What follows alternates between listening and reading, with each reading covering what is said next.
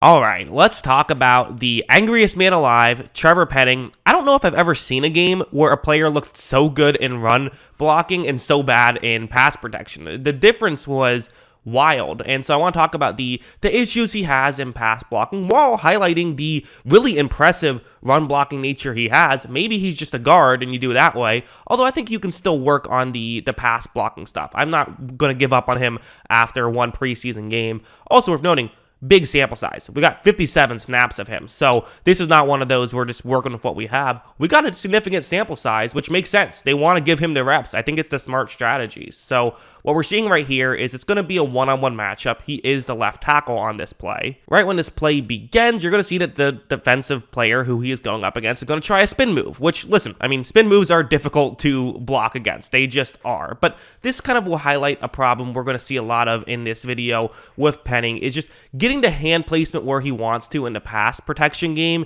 was difficult for him, and it resulted in him giving up some pressures and giving up some sacks. Because watch when that defensive player does pull off the spin move, Penning really just falls down. There's not too much else he can do, and that results in a very quick pressure. So, that's just the kind of stuff that we're going to hope that he can improve upon, is getting that hand placement a little bit more complete. Something like this is really, I think, a better example of kind of showing the main issue he has, where it's going to be, it's kind of setting up as though it's a play action, although the running back, I think, maybe runs the wrong way or something. Kind of a weird play by the Saints, but what you're going to see is that Penning is blocking that defensive lineman one-on-one. However, right when the play begins, that defensive lineman is able to get by Penning right away. It's that quick speed that I really feel like Penning needs to work on. He maybe doesn't have the best lateral movement, which is fine. You don't need the best lateral movement if you have good enough hands to get yourself out of it, and that's what worked in college. But you see at this point, there's nothing you can do at this point with your hands. All you can do is block in the back if you're going to touch him,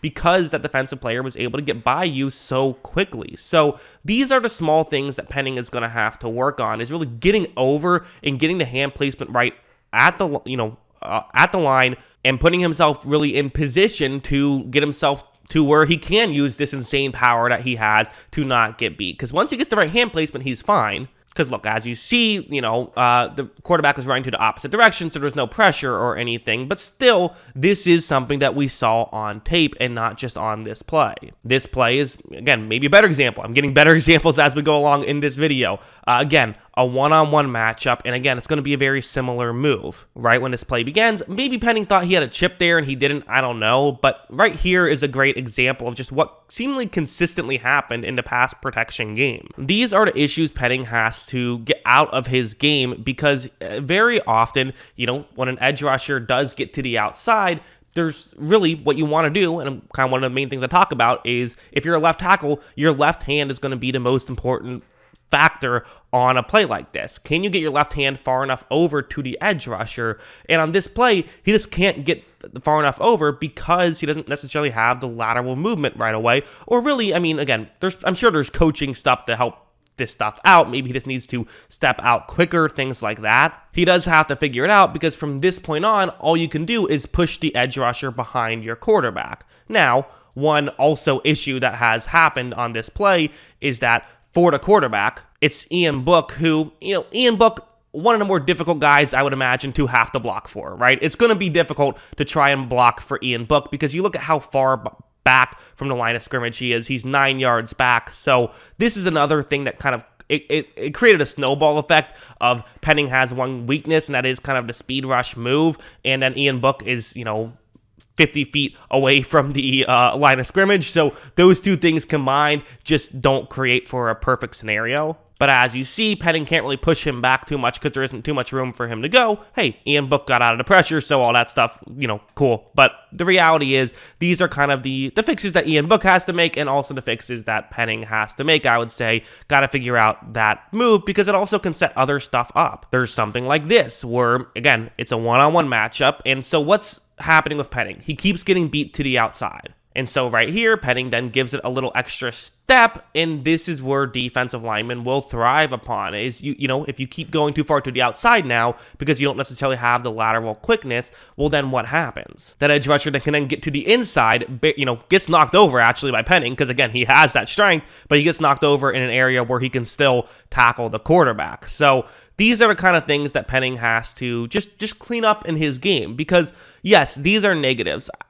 That's very true. That's very clear. The flip side is I teased his run blocking game, and that was legitimately awesome. Like, look, this is a highlight reel level block by Penning, and part of why I say, maybe he is just a really good guard. I think he would be a great guard, like, almost immediately. So you have that potential right away, but he's going to be blocking a defensive tackle one-on-one, and just watch how well he's going to do this. I mean, look at him just in a one-on-one matchup, just completely move him out of the way, and he was doing this consistently. It's a high level play for most guys. This is just a play for Penning. So the run blocking is awesome. You look at his Pro Football Focus grade, the overall grade is promising, an 80.6. If you just look at that, you say, hey, pretty good. But you see the insane split from the pass blocking grade to the run blocking grade of a 38.5 pass blocking grade to a 94.8 run blocking grade, and then the one penalty. I mean, and, again, like I said, good sample size. This is not one of those, we only saw 8 snaps and are working with what we have. 57 snaps. We saw some significant playing time from Penning. I mean, this is he almost played the whole game. He came in a little bit later on and then just played. So, there's definitely good and bad, and you can feel optimistic or pessimistic right away. To be honest, what I saw from Trevor Penning is what I expected to see from Trevor Penning. I expected to see some issues that he has to work on. I think that if you watched his film in college last year, you saw, okay, there is some things he's going to have to work on, and I think he's now trying to work on those things, which is why he got so much playing time in preseason, I would assume. I think that there's plenty to like about him. Again, the run blocking stuff is awesome, and like I said, he could probably make a great guard right away, and he could probably make a great tackle if he just can fix some stuff, which he's in a good situation to fix those things. So that's why, some people really like the draft pick where he was drafted. Some people said, a little early, but I certainly understand both perspectives, and I don't know. If you had to ask me, put a gun to my head and say, where do you think Trevor Penning is going to go? Is he going to be, is he going to be good? Is he not going to be good?